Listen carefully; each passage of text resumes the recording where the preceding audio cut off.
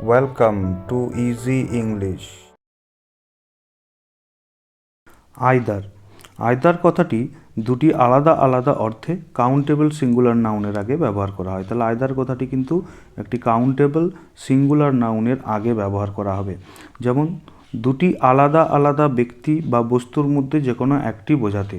তাহলে আইদার কথাটি কখন ব্যবহার হবে? দুটি আলাদা আলাদা ব্যক্তি রয়েছে বা বস্তু রয়েছে, তার মধ্যে যে কোনো একটি, হয় এটি নয় এটি। তাহলে এই দুটোর মধ্যে যে কোনো একটা বোঝাতে আমরা ইউজ করব। যেমন you can visit the doctor on Monday or Tuesday, either day is suitable. দেখো এখানে আইদার কথাটা ইউজ হয়েছে ডে নাউনটার আগে। ডেটা একটা সিঙ্গুলার কাউন্টেবল নাউন। তাহলে এখানে কিন্তু হয় মানডে নয় টিউসডে, তাহলে এখানে অর কথাটা রয়েছে কিন্তু। তাহলে আপনি সোমবার বা মঙ্গলবার ডাক্তারের কাছে যেতে পারেন, যে কোনো দিনই উপযুক্ত। তাহলে এখানে সোমবারেও যেতে পারেন, মঙ্গলবারেও যেতে পারেন।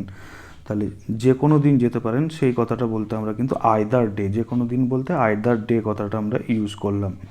আবার 2 নম্বরে কি বলছে? দুটিকেই একসাথে বোঝাতে। দুটিকেই একসাথে কিভাবে বোঝানো যাবে? যেমন there were shops on either side of the street.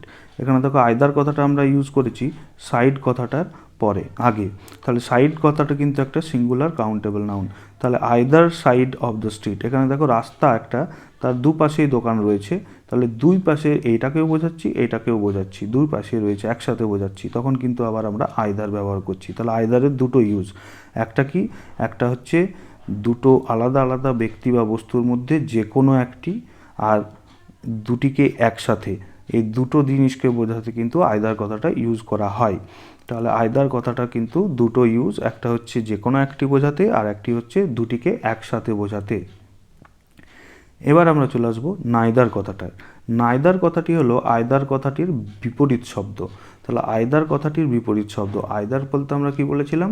যে কোনো একটি বা দুটি একসাথে, কিন্তু এখানে আমরা বলবো দুটির একটিও নয়, কোনোটিও নয়, তাই তো? সেটা বোঝাতে আমরা নাইদার কথাটি ইউজ করব।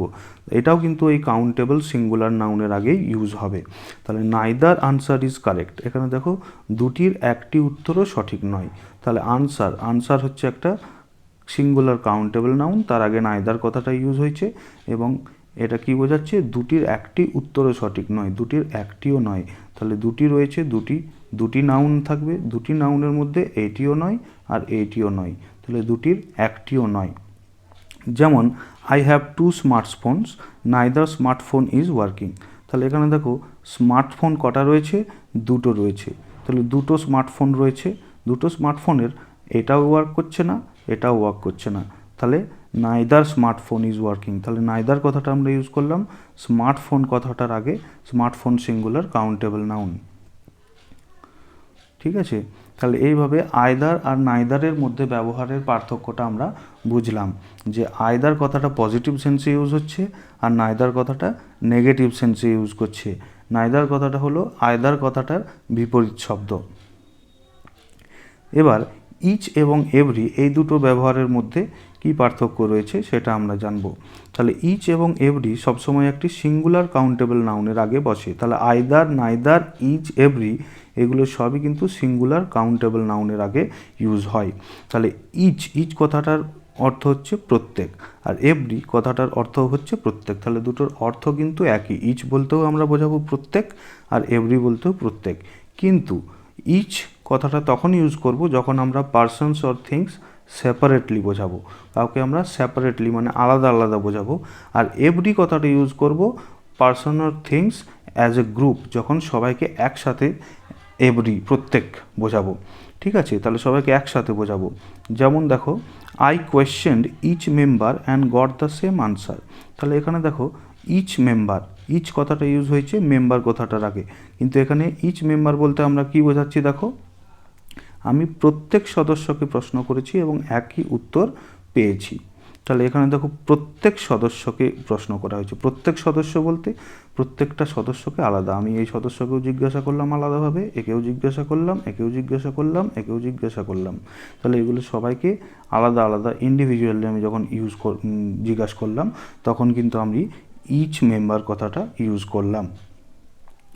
কিন্তু every member supported my proposal, এখানে দেখো এভরি কথাটা আমরা কিন্তু আবার ওই একই মেম্বার কথাটার আগে ইউজ করছি, কিন্তু এখানে এভরি মেম্বার বলতে কিন্তু সব মেম্বারগুলোকে একসাথে আমি বোঝাচ্ছি, আমি কাউকে আলাদা আলাদা বোঝাচ্ছি না। A member, a member, a member, a member সবাইকে একসাথে আমি জিজ্ঞেস করেছি, তখন কিন্তু আমি এভরি কথাটা ইউজ করলাম। ঠিক আছে, তাহলে প্রত্যেক সদস্য আমার প্রস্তাব সমর্থন করেছেন, তাহলে every member supported my proposal.